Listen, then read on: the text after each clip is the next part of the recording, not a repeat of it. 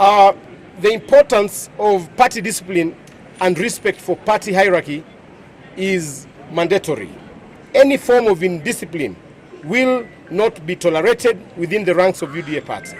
We must uphold values and principles that guide our party to ensure we deliver on our promises.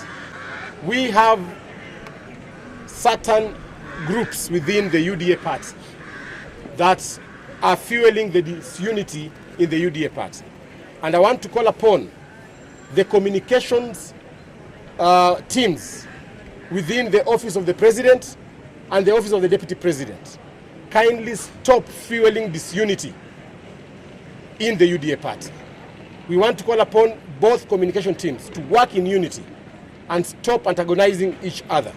Otherwise, as a UDA party, we are proceeding with our grassroots elections. We are now going to the constituency level. And I want to urge the UDA party membership to continue building a strong party